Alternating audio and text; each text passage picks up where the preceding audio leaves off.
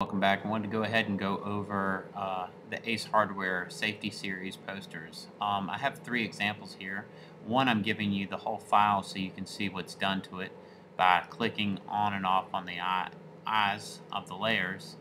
And even if you click on to pull out one, you can see all the little shapes that's being done to it.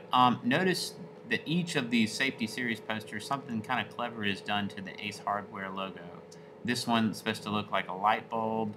Um, it's dangerous to be out there. It kind of because it's a flashlight.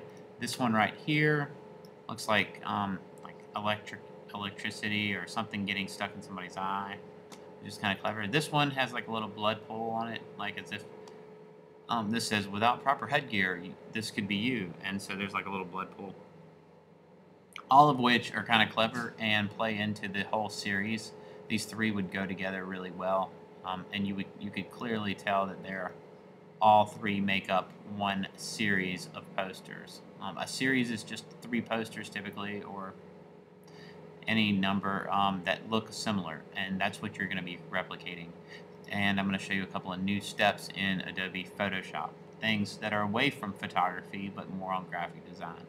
So with that being said, I want to go ahead and look closely at this and show you some things.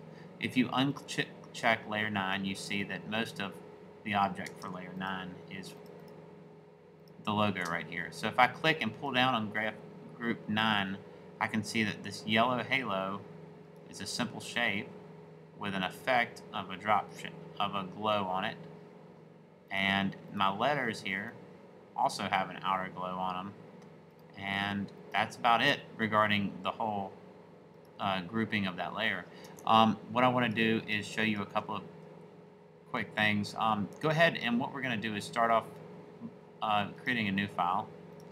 I'm going to go ahead and open up Photoshop and hit Command N, create a new file. Change your preset to US paper.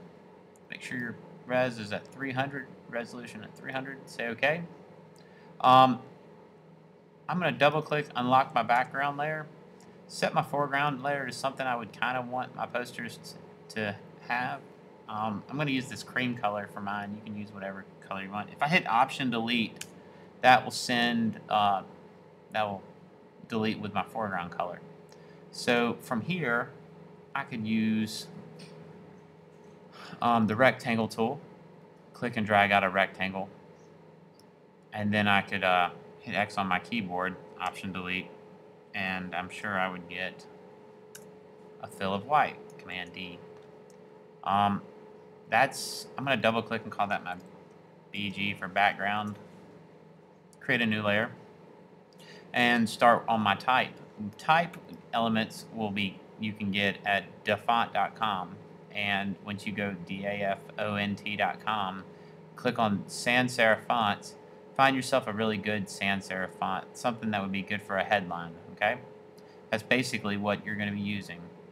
Secondly, once you find your font, we got to talk about how to color fonts. So I'm going to click and drag out a text box, and I'm going to type out something similar like without safety, and I notice that I don't see my type, so I need to hit Command A, and if I look up here in this area, you can see that you need to change its color. Say OK, and then I'm going to make it bigger by hitting Shift Command right alligator mouth. I can speed that up by holding down Option, and I can see with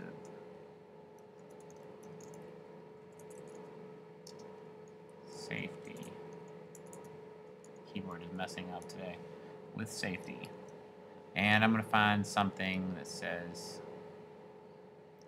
is a good bold font.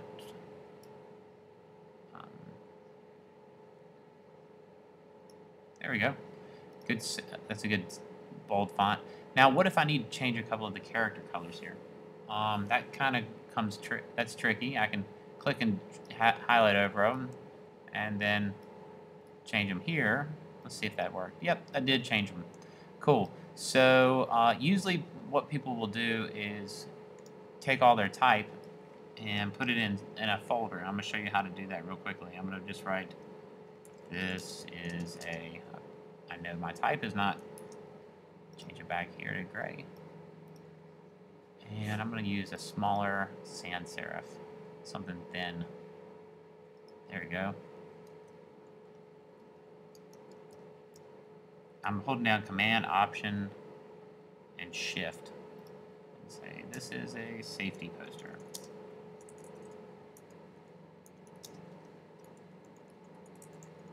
Okay. By the way, if I triple click on the type and hold down Shift Command right square bracket, nothing happens. But if I hold down Shift Command right alligator mouth, I can make it bigger, smaller.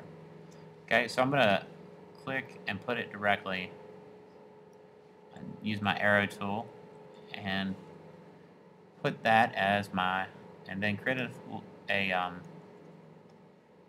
folder, call it type, and I'm just going to click and drag my type into that folder. So see, when I drag them into that folder, they hinge to the side here. So now I can collapse it, turn them off and on, create a new layer, and I want to go ahead and show you the pen tool. So we've used the pen tool in the past, and it would say, and it would look something like this when you used it. This time we're going to use the pen tool a little bit differently and use it for a shape builder. So when you click on it here, click here, up at the top, and change it to shape. So when you click and you bend and set your fill color to, say, gray, it will instantly fill it gray. I'm going to hold down Command to give my white arrow tool to click away from it. Might start building up a I might start Command D that. I might start building up a couple of shapes and also adding layers. And let's do another pen tool here. I'm going to make this one look like this. And maybe fill that. And I can also click on the little, this area right here. And I can choose. I'm going to choose a little bit darker. Say okay. So and hold down Command, click away. See, it's kind of building a shape. So I can start to build this shape. I'm going to change that color to yellow. And voila, I can take all three of these objects now, say, and create a new folder. Click and drag them in there. And see how, as I do that, collapse a layer, turn that off.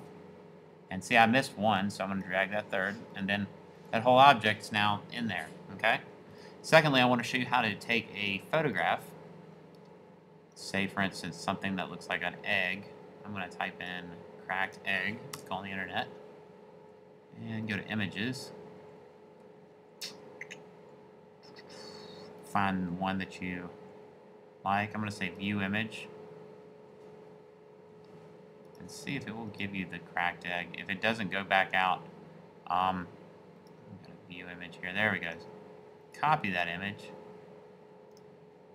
by right-clicking, and then Command V to paste that image.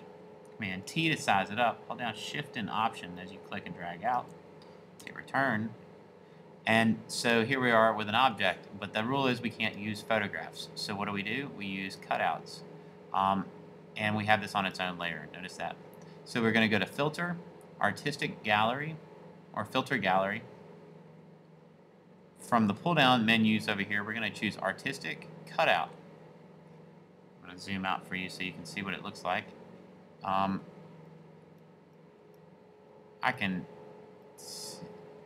can pull this all the way up here, and I can get kind of a cutout of it. I can go all the way down, and see, there it is kind of a vector. It kind of looks cracked. I'm going to go ahead and say OK.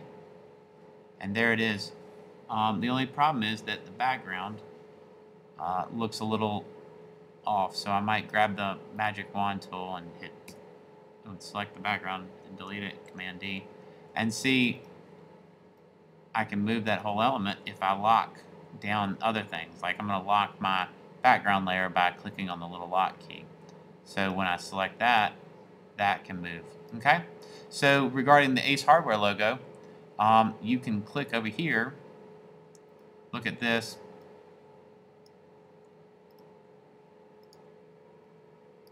and copy that out of the document. I think you should be able to just click on the word, hold down Command, click on that layer. There they are. Command C, copy that. Command V, paste it. And of course it's pasting it over there. And then maybe I could create that, zoom in over here. Maybe make a little bit of a blood puddle. So what I could do is, okay, Shift F5, fill with a color, choose red. Say okay, bam, Command D. So there you go. You're going to create 3 posters. Signing off.